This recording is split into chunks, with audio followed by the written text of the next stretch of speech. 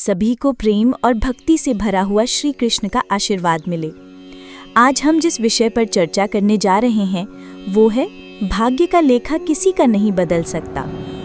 ये केवल एक कहावत या शास्त्रीय वाक्य नहीं, बल्कि एक गहरी आध्यात्मिक सच्चाई है जिसे स्वयं योगेश्वर श्री कृष्ण ने अपने उपदेशों में प्रतिपादित किया है। भाग्य यानी पूर्व जन्म और वर्तमान जीवन के कर्मों का संचित परिणाम। लेखा यानी वो हिसाब जो ब्रह्मांड के नियमों के अनुसार तय होता है। और जब श्री कृष्ण कहते हैं कि कोई भी भाग्य का लेखा नहीं बदल सकता, तो इसका अर्थ केवल नियति स्वीकार नहीं, बल्कि उसे समझकर उसके अनुरूप धर्म पूर्वक कर्म करना भी है। श्री कृष्ण गीता में कहते हैं कि कर्मण्येवाधिकारस्ते मा फलेषु कदाचन। इसका अर्थ है कि हमारे हाथ में केवल कर्म है, फल नहीं। फल यानी परिणाम भाग्य का हिस्सा है।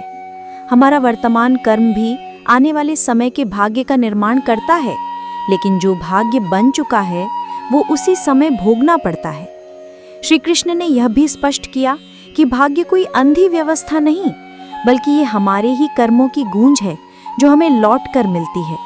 जैसे बीज बोने के बाद फल आने तक समय लगता है, वैसे ही कर्म के बीज से भाग्य के फल तक एक समय चक्र है। श्री कृष्ण भाग्य को केवल स्वीकार करने की शिक्षा नहीं देते, बल्कि ये भी बताते हैं कि भाग्य में जो लिखा है वो मिलेगा, लेकिन कर्म करना आपका धर्म है। उन्होंने अर्जुन से कहा, स्वधर्मे निधनम श्रेयः परधर्मो भयावहः, यानी अपने धर्म का पालन करना ही श्रेष्ठ है, चाहे उसमें मृत्यु ही क्यों ना हो। श्री कृष्ण के अनुसार हमारा वर्तमान कर्म हमारे भविष्य के भाग्य को गढ़ता है, लेकिन जो वर्तमान परिस्थितियां हैं वे हमारे पिछले कर्मों का परिणाम है और उन्हें बदलना संभव नहीं। श्री कृष्ण कहते हैं, भाग्य को समझना आवश्यक है, लेकिन प्रयास को छोड़ना मूर्खता है। जैसे नाव नदी में बह रही है, धारा की दिशा तय है भाग्य, लेकिन चप्पू चलाकर हम गति और अनुभव बदल सकते हैं। कर्म बीज से फल का प्रकार तय है, लेकिन खाद पानी से उसकी गुणवत्ता बढ़ सकती है। इसलिए श्री कृष्ण का संदेश है कि भाग्य के आगे समर्पण करो, लेकिन कर्म में आलस्य मत करो। अक्सर लोग कहते हैं सब भाग्य पर है, कुछ करना बेकार है, लेकिन श्री कृष्ण इसे गलत मानते हैं। उन्होंने अर्जुन से युद्ध करने को कहा क्योंकि ये उसका धर्म था। यदि अर्जुन कह देता मेरे भाई मरेंगे या बचेंगे, ये तो भाग्य है, मैं कुछ नहीं करूँगा, तो ये कायरता होती।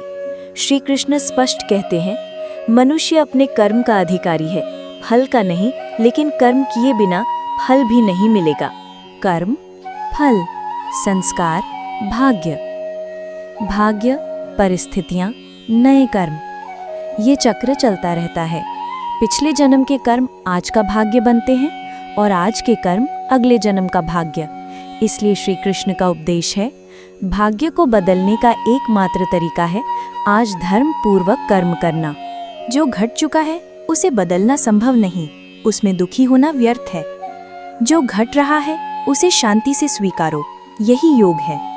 जो आने वाला है उसके लिए आज शुभ कर्म करो, यही पुरुषार्थ है। संकट का समय, यह सोचकर शांत रहो कि यह भाग्य का हिस्सा है और बीत जाएगा। सफलता का समय, अहंकार मत करो, यह भी भाग्य का फल है। योजना बनाते समय कर्म में पूरी शक्ति लगाओ, लेकिन परिणाम को लेकर चिंता मत करो। श्री कृष्ण का सार यही है, भाग्य बदलना नहीं है, बल्कि उसे समझकर कर्म करना है। भाग्य का लेखा कोई नहीं बदल सकता, लेकिन अपने कर्म से हम आने वाले भाग्य को सुंदर बना सकते हैं। जीवन का प्रत्येक क्षण एक अवसर है कर्म करने का, धर्म निभाने का और ईश्वर पर विश्वास रखने का। प्यारे साथियों, आज के इस प्रवचन में हमारे साथ जुड़े रहने के लिए आपका दिल से धन्यवाद।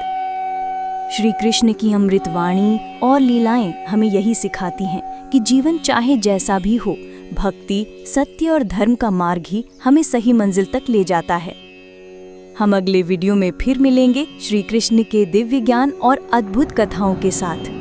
तब तक प्रेम और भक्ति में डूबे रहिए, सत्य और धर्म के मार्ग पर चलते रहिए। जय श्री कृष्ण, जय जय श्री कृष्ण।